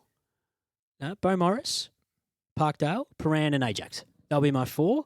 I've got Parkdale going into the grand final. Let's say they'll play against Bo Morris. Like it. And let's give Owen Lawler a trophy. Owen Lawler. Parkdale. Happy days. And Mitch Brown kicks. 77 goals. 77. Yep. Yep. Because they'll send him into defence because they'll need to plug a hole. So he won't be able to kick 100. I've got St Bede's and Bo Morris in the top 4. I have Parkdale. I've got Ajax still. Yep. Still think they'll get there. But they'll have a new coach by September. Yeah. I have an Ajax and St Bede's grand final. Oh, they'll definitely have a new coach by grand final day. I'll have St Bede's winning the premiership. Margin? 3 points. Why not? I was actually told to keep an eye on a young fella at St Bede's, number 4, and I always get his name wrong. I think it's Benke. Jack Benk. Jack Benk. He is an out-and-out star. He took a cracking mark in one of the practice games. They put it up on their socials. Casey Demons VFL? Yeah, I think he is, I always get his name wrong, talented but youngster. he's a superstar, so keep your eye on him this year. I think this is good for St Bede's that they've gone down because they have quite a few talented young players that we saw towards the back end of last year, and we went through in our preview of how many players that they've added. I just think it's a quick bounce for them. Okay, we'll take a break. Brayden May is going to join us to run through the divisions on For the Love of the Game. We're here for Mequicare. Don't forget the world-famous tips are back too. Oh, boy. In a few moments' time. I can't wait to pick St Bernards in round 1. This is For the Love of the Game, the official podcast of the Ammos. We're here all thanks to Mequicare. Time to bring in our news hound from Community TV and the Herald Sun, Brayden May. He did a great job filling in as the third banana a couple weeks ago without you here, Paddy. But now he's back to his rightful place on the phone. Hello, Brayden. Hello, guys. How are we? Footy season's here. It's bloody exciting and it's busy, but can't wait. We're only 4 or 5 days away now. It's been the longest build-up. I don't think I've ever done this many podcasts in a lead into a season, but finally in a few days' time we get to bounce a footy. Division 1, we've been talking about our predictions for the Premier sections. Let's look at the divisions with yourself, Brayden. Any thoughts since we last had you on the podcast about how you think Division 1's going to go? If you don't rock up, you're going to get beaten, I think. I think it's the old adage, but this is shaping up to be a really thrilling division of footy, and I just think it's going to be so even. I think even when we get to the end of round 18 and you finish 5th or 6th, I think there's going to be some sides you're going to think, wow, they could have arguably won it on their day. We talk a lot about close divisions, especially in Premier Comp. I will be on record talking about how Premier B is the closest competition in all of AFA. Division 1 certainly seems to be shaping up that way. Rather than ask you for your predictions straight off the top, what's your sure thing, I suppose, from this division that you think that we can rely on throughout the season, Brayden? Sure thing. I reckon I'm going to back one of the Ormond young guns, mainly a Sen Seymour, to be the VAFA Rising Star this year. This kid can seriously play. Wowee. You're picking a sure thing to be the rising star from Division 1. I like it. It's what bold. Ormond can do. Tell us a bit about him. Well, I was talking to Coach Kyle Pinto, who we obviously had on the podcast last time. So last year he played first 3 games in the under-19s footy. And then, as you know, a lot of coaches, you're way up. Do you leave them with their mates? Do you bring them into the side? And he just turned out to be one of the stories of Ormond's season. Like, they obviously got knocked out in the first week of finals, but consistently the best, super clean, super skillful. I just like his prospects in an Ormond side that is probably going to get stronger as well. I like this from our man Brayden May. Of course, Old Peninsula, who are in this section, had the rising star a couple of years ago in Brayden Pays. Bailey Pays. Bailey Pays, my apologies. Brayden's the man on the phone. Bailey Pays. Too many Bs. My sure thing in this section, if we're going to go with sure things, is UHSVU turning Brens Oval back into the fortress it is. 9 home games. I think they'll have 8 or 9 wins at their home ground this year. Wowee. Yep. You weren't here a couple of weeks ago. I told Brayden and Jace that there was a period where I did some numbers on the UHSVU boys. 60-something games at home, and they won 58 of them. Well, they just don't lose there. They've wobbled the last couple of years. I think they're going at Brens Oval to be 8 from 9. What makes it so hard to play at for opposition teams? It's a shocking ground for away teams, let me tell you. Having played at St Bernard's and they were regularly in our section, we hated going out there because you couldn't beat them. Yeah. Could not beat them. They've also got this little fence that's like at to your ankles, and they don't mind To your up to your ankles hips. or everyone else's? No, well, my ankles are the same as everyone else's. That's true. That's true. Things only shrink from that point up. But they used to push into the little ankle fence there. Bloody hurt, let me tell you. You did want to go out there and play on a Saturday morning. Well, I got one sure thing in this division as well, and that's that Sen Seymour won't be the Anytime Fitness Rising Star this year. He played 13 senior games last year, so he's not eligible. You've just watered down Brayden's He's not eligible. The whole theatre of the podcast goes out the window. I'm sorry to upset. Why would you bring with, rules into the game? Why would you bring facts into it? It does actually lead us to a point. The criteria for the Rising Star has changed just a little this year. So Senan can still win? It's just been tightened up to make it simpler. And it is 20 years of age or under by the end of the season, and to have played no more than 7 senior games in any previous season. Okay. So 7 is the cutoff. So if we were in to any use... previous, so they can play 7 across 2 seasons, for instance? Maximum. So if, at the start of a season, if you've played more than 7 senior games, you're gone. Okay. You're not eligible. So Brayden, you're going to have to come back to us with a new Rising Star nominee. I like that though. That's nice and strong out of the gate from Brayden. Strong, isn't it? Very strong. Can we get a premier from you, Brayden, in Division 1? Oh, you could throw a blanket over them, but I don't know. I just like Brunswick. I like what they've added in the off-season. I just think they can really make a mark on this division and go straight up. One to watch, Elstonwick. Yes. Going for a 3rd straight premiership. Wouldn't that be a story? Oh, yeah. Are you a bit seduced by the article that you wrote in the pre-season about us? Seduced by yourself? It was a damn fine article. It was a good article. It was a very good article. I just think they're coming off 2 premierships with a group that's sticking together, and they've just built something special there. Now, they might find that Division 1 is where they, that's their level, and that's where they hit the wall a little bit, and they just use this year to, consolidate. But they're the team that's probably coming in with the most momentum. I'll follow you up on that and agree with you wholeheartedly. I don't think in this section you need to finish in the top 2 to be playing off in the grand final and be promoted. We've seen in previous years teams finish third and fourth and have a real impact in September. And I feel like, in all seriousness, the piece that you wrote, and we did talk about Alston Week a couple of times in a row, the culture that they've got there, the way they play, the camaraderie at the football club, you get to September in winning form, anything can happen in that month. And they've proven it the last couple of seasons that they're certainly one to watch. Do you want to throw any couple of teams in, Paddy, before we move over to Division 2? I'm happy to move over to Division 2 because I've got a team book. Jason, just quickly. Brayden, I just want to get your thoughts before we go to Division 2 on Monash Blues and Oakley, the two teams that are coming down. Well, as we spoke about the other week, Monash Blues will be very, very young. So they're one that could surprise us. They could easily win games early. They may struggle out of the gates. But I reckon for both teams, middle of the pack finish is probably where we're looking at for those two sides based on the losses that they had in the off-season. A lot of key names have gone out the door. Yeah, it is fascinating. And the further you go down through the sections, the more difficult, obviously, it is to predict, right? Because you have more player turnover. You have some players that are quite young, quite raw because they're in playing divisional footy. But across 12 months, they improve dramatically. So it is going to be fascinating to see. No Aaron Cloak, too, at Oakley. And more so, the further through the sections you go, the loss of one or two great players makes a bigger difference. We sort of feel like we've got a better handle, let's say, on Premier Men's, where there isn't as much. There's still player turnover, but you've still sort of got a core group that you kind of know inside out. And the further we through can be the frank that divisions, there is more avenues and opportunities to understand which players are coming in and out of Absolutely, Premier yeah. sections with the VFL, with the write-ups. Not that Brayden does do a great write-up with the divisions, but there's a lot more touch points for you to know who's playing where in the Premier and section. not just for us, but for the coaches and the players in Division 1 and Division 2 and 3, right? In terms of trying to scout other teams, there just isn't as much information. If you're scouting Premier Men's teams, every game, or Premier B or C, every game's recorded every week. So you can actually do a lot more homework and study, and you've got stats to rely on, etc. So it does make it, and it plays to your point, that basically you just have to find your way into the top four. Find your way into the top four, be healthy and informed at the right time of the year. On to Division 2, West Brunswick and Old Yarra Cobras moving down from Division 1. Brayden, what can you tell us about this division? I think both of those sides will probably be right in the mix to contend for the flag this year. West Brunswick, I think one thing that can really work in their favour, they actually won the Division 1 Reserves Premiership, so their twos are going to be super, super strong in this division.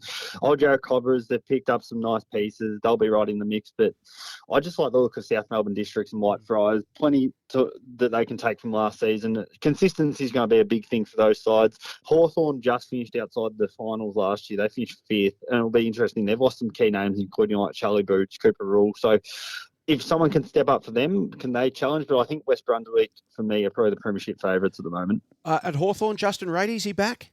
Good question. I saw it. We interviewed him at the golf day about a month ago, and he was still uncertain as to whether or not he was coming back. Gee, I tell you what, that makes a big difference either way, doesn't it? He's been a gun. I think 3-time, 4-time, might be 4-time league best and fairest. He may ask for the medal to be renamed after himself. Oh, it's probably justified. If he wins it again. Johanna Griffin. Any word on Justin's future, Brayden?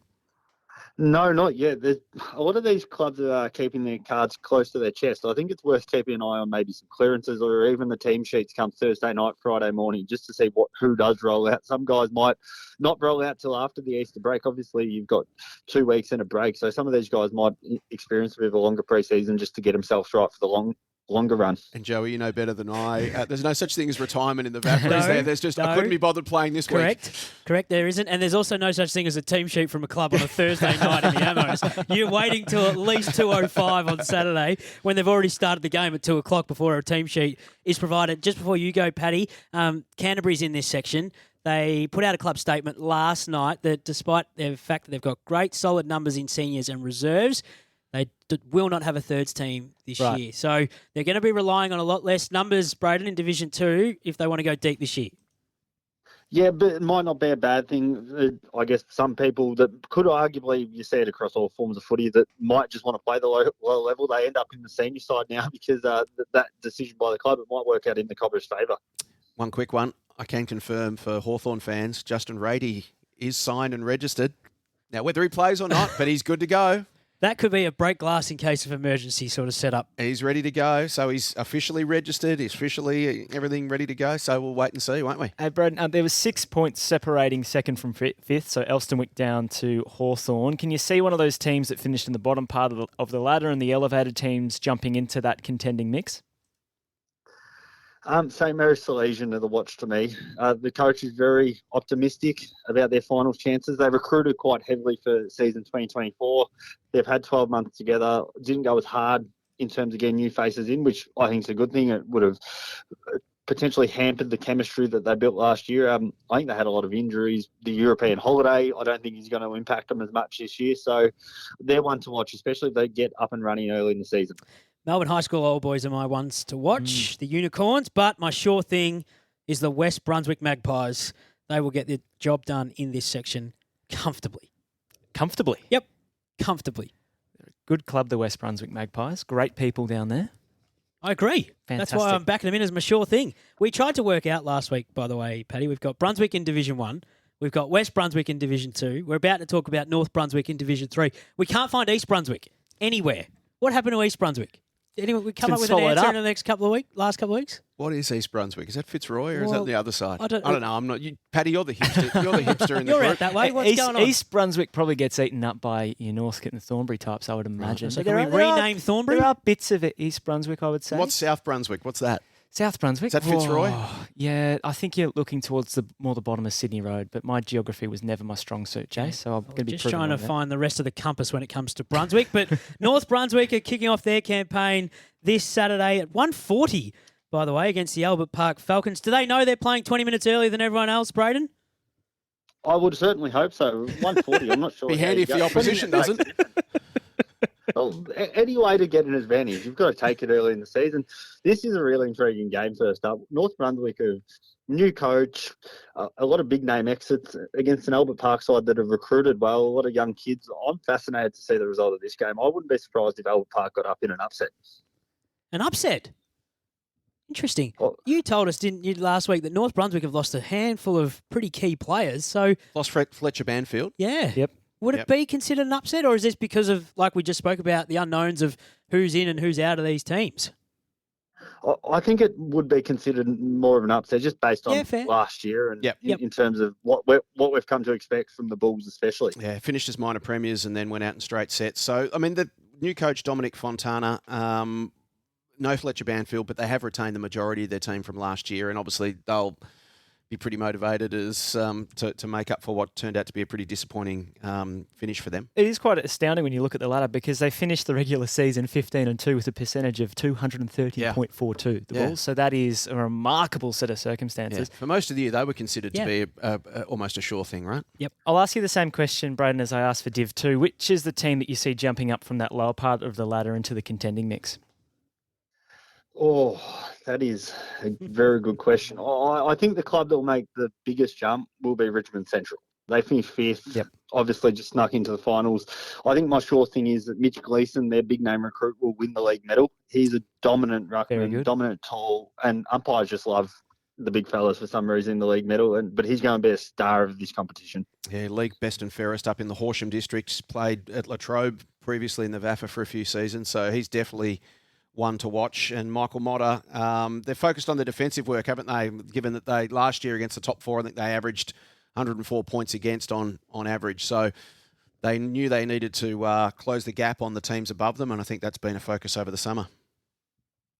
Yeah, 100%, and they've brought in a lot more guys, and I believe they won the reserves premiership last year as well. So it only strengthens the depth as well. I think most senior coaches will tell you they want a squad of probably 30 to pick from when it comes to the finals race, especially when you get into the winter months, you start picking up some injuries. But they'll be right in the mix, and I think Powerhouse is one that's probably flown under the radar a little bit under Nick Cox, but I think they'll be right thereabouts again. Yeah, they'd have to be in the mix, you'd think, because they weren't far away last year. I think weren't they within about 7 points or something, I think, on preliminary final day? So they were within a kick of almost of being promoted last year. So you would have to think that they are going to be amongst the pace setters this year. And I don't think their ground is all that impacted with the Grand Prix either, so they will get most of their home games playing at home rather than having to find other venues. Brayden, we spoke a couple of weeks ago when you were in here about the uni sides in this section. Have they had their open days? Have they put any more names to paper and added to those lists that we spoke about? Well, having a look through the clearances, and I think one of the great things about Play HQ, you can see where some of these kids have come from. there's a lot of young kids, so it's too hard to make a call because under 18 footy, the step up into senior footy, they might take like ducks to water. They might take half a season. So it's going to be a really exciting time for the 3 uni clubs in this section in Swinburne, Latrobe and Wattle Park with their connection, obviously. Just more broadly talking about that, I was speaking to someone at Uni Blues yesterday and talking about the different philosophies on when they bring in kids. Most of the kids obviously are coming from the country. Do you play them in the under-19s or do you play them in the seniors, reserve seniors side of things? And from what I'm understanding is Blues and Blacks have a different philosophy on this. Blues tend to play them in the under-19s and keep them there to grow and develop, and Blacks put them up into the reserves or seniors mix if they think they're good enough.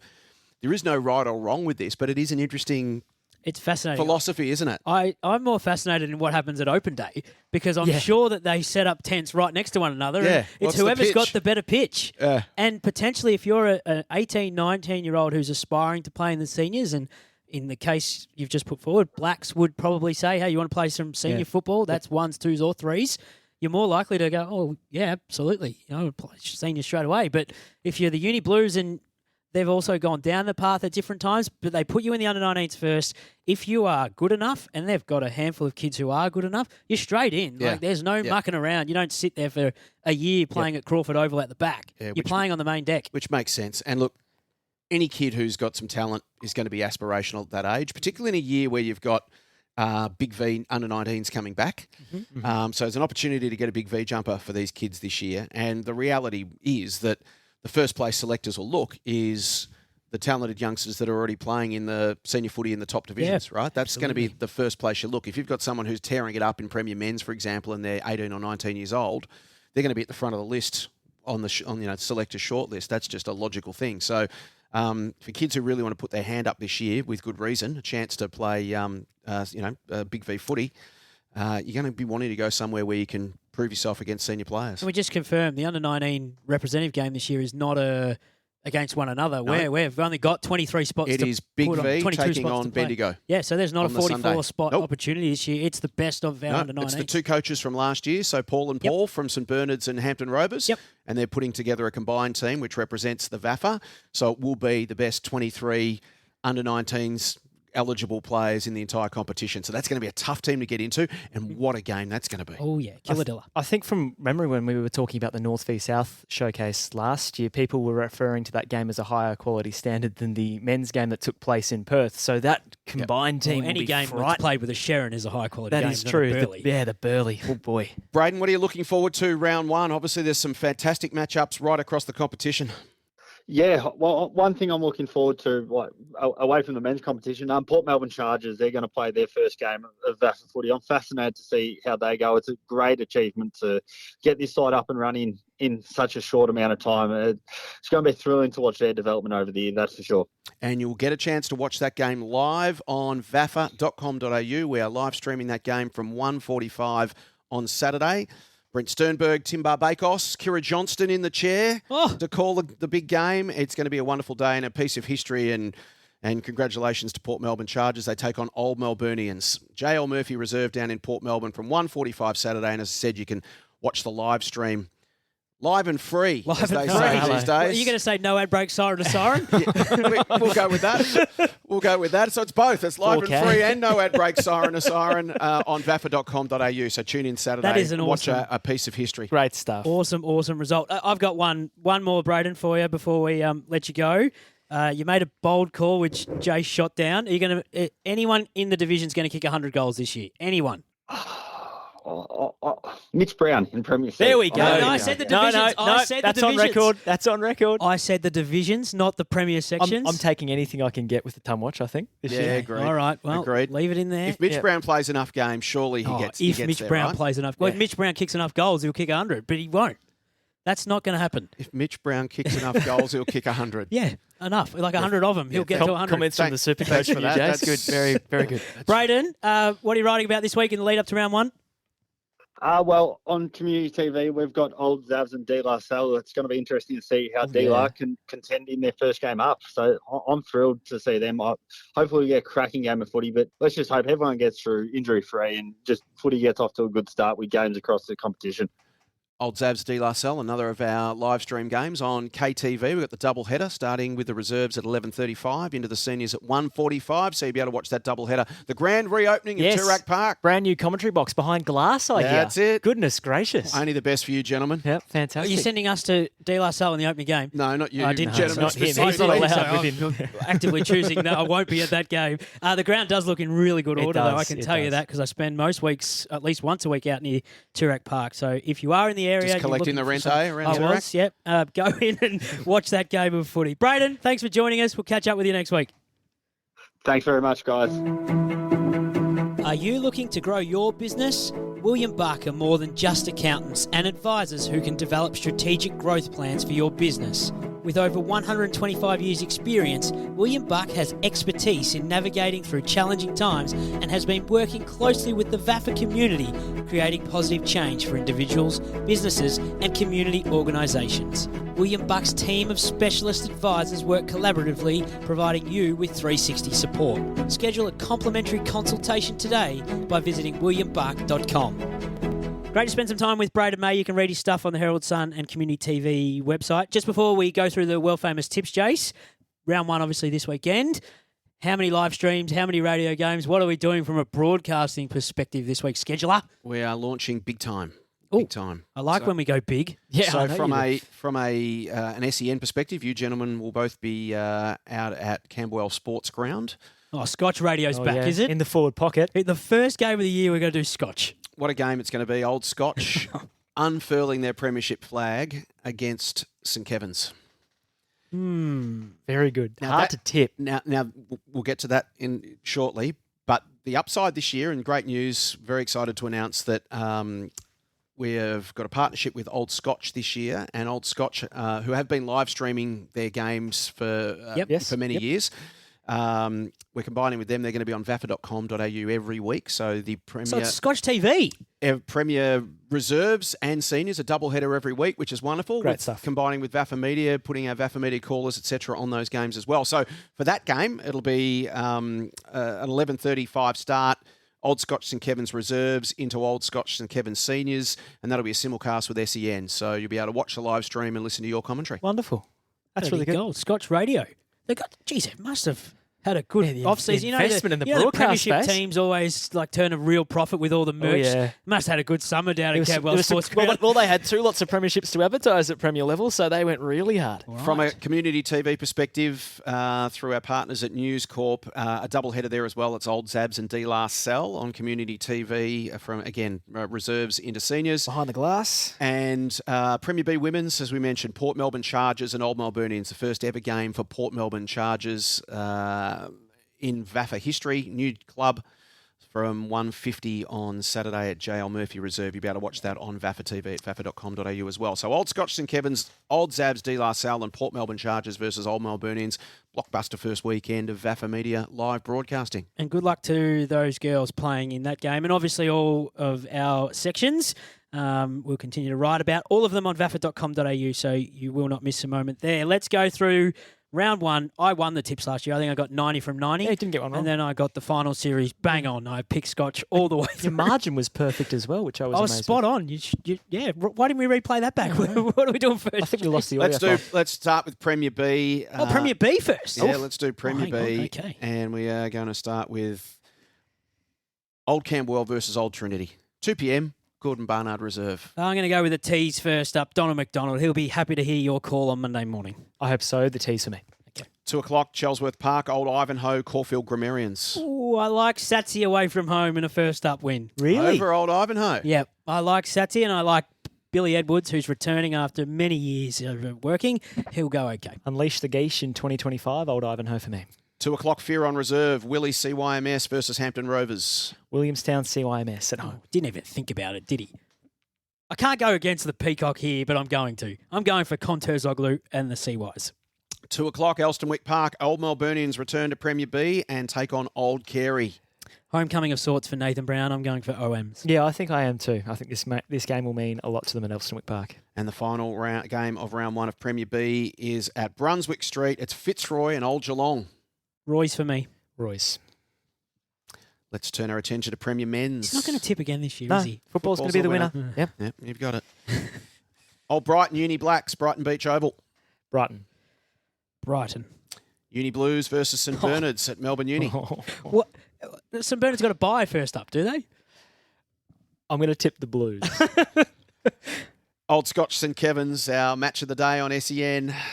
So you've got to be careful with these ones when you're being hosted by a club. No, you don't. I'm going to tip No, Old you Scotch. don't. No, you don't. I actually think St Kevin's will win this game. Do you talk to both coaches before the game? Yes. So it doesn't matter if you tip against the home team. The issue is this podcast goes out and then I ring them after the podcast goes out to get an insight into the game. I just have to hedge my bets a little bit. That's usually how it works. Yeah, thanks, John. I'm going to go for Scotch, and if it's not Scotch, it'll be a draw. Great. Old Haileybury Collegians. Interesting game. I'm going for Old Haileybury. No, it's a no-brainer. Daniel Ward. Bloods, yeah. I have to go with the Bloods. And the final game is our KTV game, Old Zabs versus D-Lar at the reopening of Toorak Park. Geez, wouldn't D-Lar love to spoil the party in round one? Well, they would, but they won't. No, they I'm with you. Old Xaverians for me. They won't. I didn't realise it was 2 buys in the opening round. Zabs and St Bernard's both going to start their season. It's going to be a long year for next you, week. I think, Joey, maintaining this kind of energy. Just don't schedule me on a D-Lar game, whatever you do. Just a small, petty, hate-filled man. I don't hate D-Lar. It's good to be back. As a great mentor of mine, I've got a lot of respect for D-Lar, so I don't hate any football club. We are done. Massive for the first edition of For the Love of the Game. Back next week to recap it all. Good luck to everyone playing this weekend. Vaffa.com.au is where you go for all your news and views, and we'll see you next week. Can you give us a hand just carrying this crystal ball back to the storeroom?